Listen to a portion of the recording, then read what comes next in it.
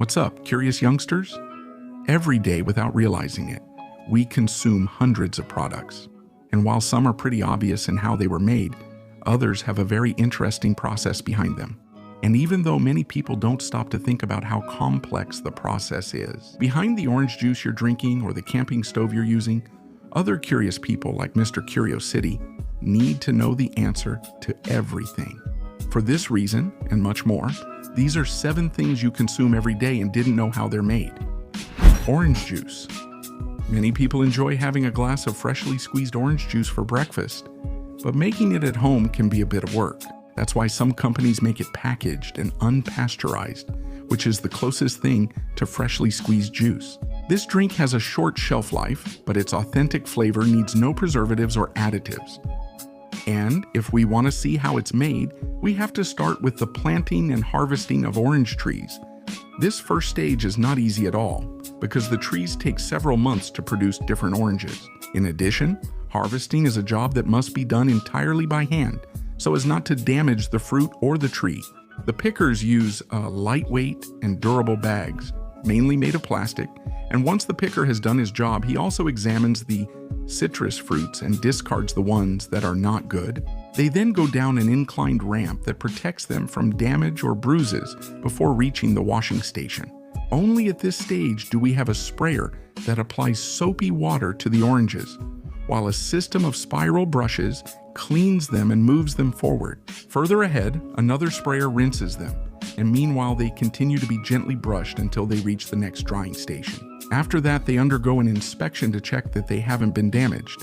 And once they've been checked, the fruits go through more rotating brushes, which polish them and remove any remaining dirt. Now the oranges are ready for juicing, but first they undergo a final inspection. The operator loads suitable fruits into the extractor without hand cutting or peeling, since that step is done automatically in the machine, including filtering out seeds and the bitter membrane between the pulp and peel. Then, the liquid is filtered according to the desired consistency, with more or less fruit pulp. As we know, in supermarkets we can find several types of juice. And finally, the juice is bottled in different plastic containers to preserve all its properties.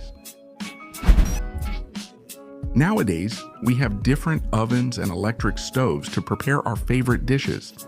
Anywhere there's an electrical outlet. And in the case of electric stoves or cooktops, you should know that these are made with lightweight but highly resistant materials, which gives us a great product with very little effort. At the beginning of production, the stars of our kitchen are very long steel wires, which are essential for generating heat.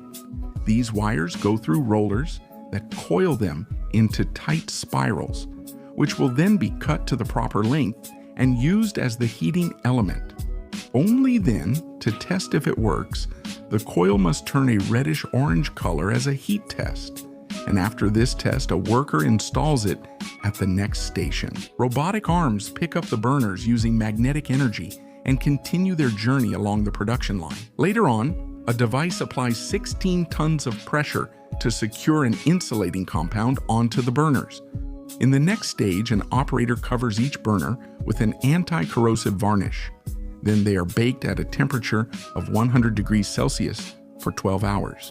This ultimately allows the varnish to dry and the insulation to harden properly. Afterwards, a worker solders the wires to a thermostat and insulates them with ceramic sleeves for proper and safe operation. As you can see, the entire installation of the connector plate and wiring is done by hand, as well as the assembly and quality testing. Once our stove is ready, checks will be done during manufacturing and after the product is finished. These are used both to check that the NFA has an adequate and uniform temperature, as well as to detect current leaks and prevent short circuits, so it's ready for our camping trip. Stay away from the fire, Timmy. Wooden sleepers. Although nowadays there are concrete sleepers, wooden ones are the most common in the world, and their manufacturing involves several stages that allow the train to move safely and without making too much noise.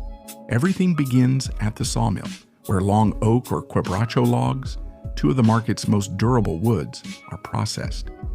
These move along a conveyor belt to the debarker, and only then does this machine operate. With 2 rollers, they make each log spin while literally peeling off its exterior with some very sharp teeth. Then, they go through a circular saw that shapes them and positions them to maximize space. And finally, all the wood scraps are used, either for fertilizer, sawdust, or fuel for the sawmill's own boilers. In the next stage, the segments are cut according to the required measurements. And once the railroad ties are cut, holes are made in them following blueprints with precise instructions. These holes will be used to fasten the ties to the steel beams. And to avoid any confusion during assembly, each piece is given a metal identification tag. Finally, they undergo a chemical treatment at high temperature and pressure for about 24 hours. This ends up protecting the wood and extends the lifespan of the railroad ties by at least 25 years. Yachts. Many products from different industries are made using a mold, and yachts are no exception, since, as we will see, the manufacturing of this large and luxurious type of vessel begins with the mold of the hull. First, the workers spray a gel coat paint layer onto the mold's inner surface, which will transfer to the hull. To complete the process, they place strips of fiberglass around a polyvinyl chloride foam core and create some distribution channels for the resin. After finishing these steps, they cover everything with a large transparent plastic sheet and seal the edges with tape. After this, to achieve a neater finish, all the air that may have been trapped is removed with a vacuum cleaner, and it's ready for the next step. In the next stage, the resin is poured and left to cure for a while until it hardens. The next day, the plastic sheet is removed and a crane lifts out the already molded hull, which, as we can see, already has a shiny finish since the gel paint has fully adhered. And now, the next step is to manufacture each section of the yacht's deck and roof. Just like the hull, they are mainly made from resin and fiberglass, repeating the same steps as before, only with different molds. When they're finished, putty is applied to smooth out any irregularities on the surface. And after a general polishing of all the parts, the holes for the lights and way eyes are carefully cut out. Finally, after 6 months or more of intense work, the yacht is now ready to sail the waters of any ocean. Coffee filters. If you like ground coffee, you probably use at least one paper filter every time you make yourself a delicious cup of coffee. And did you know that this practical invention originated in Germany at the beginning of the 20th century? And today, this invention is so successful that its main brand sells millions of units all over the world to this day. But have you ever wondered how they're made? It all starts in a plant that processes cellulose. This raw material is sourced from pine forests around the world, such as southern Scandinavia. First, the raw cellulose enters a machine resembling a large food processor at the start of manufacturing. This device mixes the cellulose with hot water to make a kind of fiber soup known as pulp, which, as we have seen in other processes, is the main material needed to have paper in our hands. Then, another machine spreads layers of pulp less than 3 km thick onto a metal mesh, and at a high speed. These sheets, almost 400 meters long, gradually lose their moisture while the edges are trimmed. In the next station, rollers compress them until they lose more than half of their water. And also, at that moment, a rough texture is applied to them, which improves the coffee's filtration speed. In the next stage, several rollers at 250 degrees of temperature. They dry the paper completely, and in just 45 minutes, an 18-kilometer-long sheet of coffee filter paper is produced. At that point, the large piece is rolled up and cut in half. The rolls then pass through machines that align, perforate, fold, and shape the paper into a cone. And it's in this process that more than 4,000 filters can easily be produced per minute. And even though it's just paper, there's so much technology involved that the entire production line has sensors to count them, remove any with defects, and separate them into stacks of 80 filters. Finally, each stack is packed in sealed boxes for sale, and then they end up in our beloved kitchen. Thank you for the paper, Mother Nature. Condoms. Even though it might be embarrassing or at least taboo to talk about one of the healthiest products on the market, like condoms, it's important to know what they're made of, and it's also interesting to learn how they're made. To begin with, we need to know that condoms are made from liquid rubber mixed with chemicals that stabilize it and make it even stronger. On a first production line, several glass molds in rows are sent to a station that washes and dries them. Then they go to a second station, where they are dipped into a tank of latex, which must be very carefully controlled to always stay at a temperature of 25 degrees Celsius to prevent it from evaporating or becoming unstable. This process is repeated once more to achieve the proper thickness. Next is the rolling stage, where rotating brushes roll each condom's edge. After this part, we move on to the baking stage, and after 12 minutes of intense heat, the condoms are ready to be removed from their molds using strong jets of pressurized water.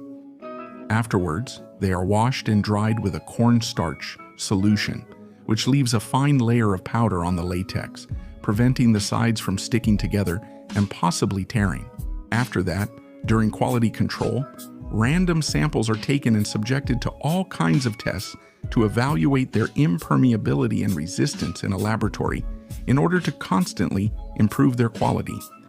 After human inspection, they pass through testing machines that automatically remove defective condoms. Finally, they're lubricated and sealed between two aluminum and plastic sheets, protecting the latex for about 5 years. Lastly, a heat sealer closes the sides, forming the individual wrapper, and the strips are cut according to the number of cardboard packages. Finally, the batch numbers and expiration date are printed on them, and in the end, they end up in our hands. Leather sculptures. Leather sculptures became very popular in the Middle Ages, as they were made in the shape of fierce animals to decorate battle helmets. And although it's not very popular nowadays, there are still great artists who spend their days making these interesting sculptures. Let's see how they're made. We must start with cowhide. As we know, the natural leather from these animals can be used to make clothing and accessories, but it also serves for creating these three-dimensional sculptures. First, the artist draws a pattern or image which will serve as a guide to gently outline the shape that the piece of art will have. Then, as we can see, the sculptor must moisten the leather several times with a damp cloth to soften the material and prepare it for different types of carving. Only then, using different sharp tools, does he make light impressions on the flexible leather and then carves the images into the leather. He also focuses on details here, using pressure and strikes to transfer textures like real stone to the leather and to create highlights and shadows in the drawing. After shaping his creation, the sculptor must fill it and sew the pieces together using an industrial leather sewing machine. And finally, the artist applies numerous layers of colored paint to bring out the details of the figure. These layers ultimately add great value to the sculpture, since each of these stages requires several days of work, which means it takes more than a month to finish a sculpture of this type in medium size.